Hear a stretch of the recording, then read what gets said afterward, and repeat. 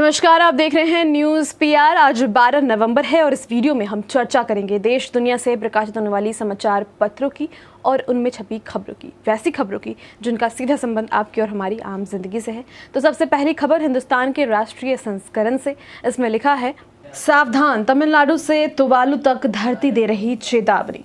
जलवायु परिवर्तन पर ग्लासगो में महामंथन के बीच गर्म होती धरती पूरी दुनिया को गंभीर चेतावनी दे रही है। तमिलनाडु में अतिवृष्टि से तबाही के हालात हैं तो प्रशांत महासागर में बसा देश तुवालू डूबने की कगार पर है। खतरा इतना बड़ा है कि तुवालू के विदेश मंत्री साइमन कोफे को समुद्र के पानी में खड़े होकर दुनिया से कहना पड़ा, हमें बचा लो। तमिलनाडु में 5 दिनों से बारिश हो रही है और अब तक 14 लोगों की मौत हो गई है। तमाम इलाके जलमग्न हैं, स्कूल कॉलेजेस बंद हैं। गुरुवार को एयरपोर्ट भी बंद कर दिया गया और 2 दिन तक तेज बारिश का अलर्ट जारी कर दिया गया। कांग्रेस नेता सलमान खुर्शीद की किताब पर सियासी संग्राम। कांग्रेस नेता सलमान खुर्शीद की नई किताब सनराइज ओवर अयोध्या को लेकर गुरुवार को नया विवाद खड़ा हो गया।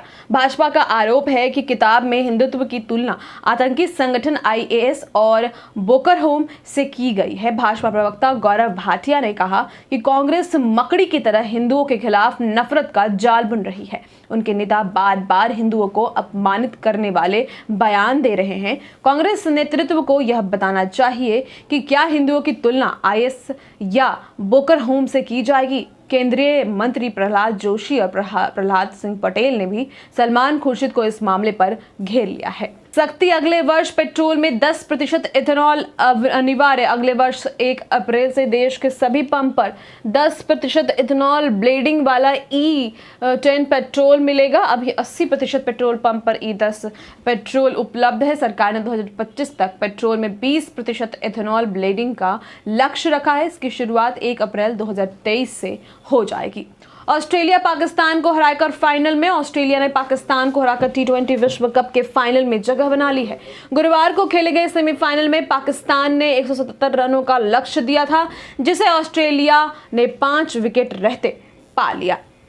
ट्रैफिक पुलिस ने राजमार्ग मंत्रालय बीमा नियामक को लाइसेंस रद्द करने और ब्लॉक करने की सिफारिश की है।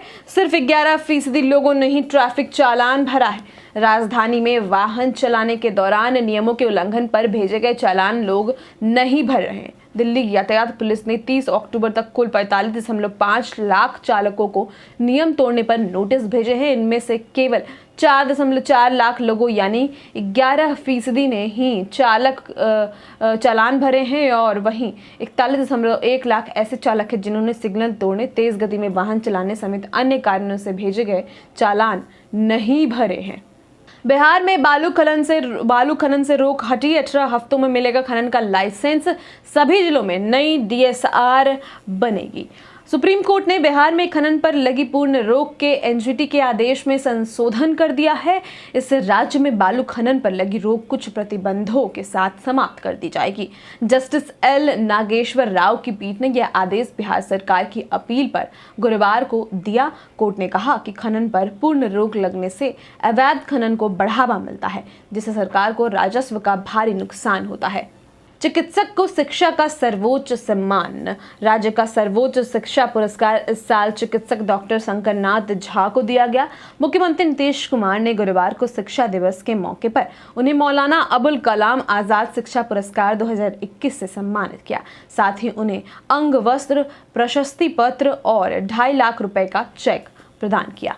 बिहार के मखाना को वैश्विक पहचान, जल्द GI टैग का रास्ता साफ, तेज होगा निर्यात।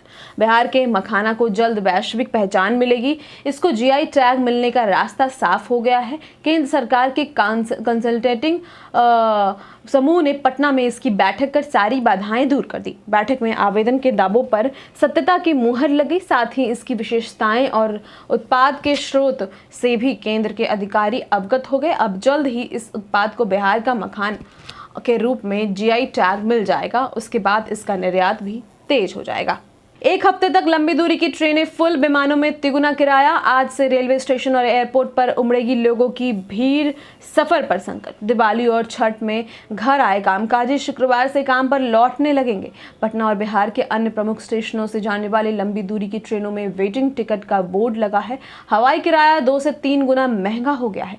विभिन्न रूटों पर लंबी दूरी की ट्रेनों में अगले एक हफ्ते तक भारी मारामारी है। यात्री इन रूटों में तत्काल टिकटों और स्पेशल ट्रेनों के भरोसे हैं। हालांकि दिल्ली की कुछ ट्रेनों में 17 नवंबर के बाद 2-4 टिकटें उपलब्ध हैं। बेंगलुरु रूट में भारी लोड है। मुंबई जाने वाली ट्रेनों में अगले 2 हफ्ते तक मारामारी है। छात्रों और कामकाजियों की भीड़ इस दोनों रूट पर हर बार काफ़ी ज़्यादा होती है। ट्रेनों में भारी वेटिंग लिस्ट है। तो ये थे तमाम समाचार पत्रों से कुछ खबरें। फिलहाल आज के लिए बस इतना ही। और भी खबरों के लिए न्यूज़ पीआर के साथ आज दिन भर बने रहें। धन्यवाद।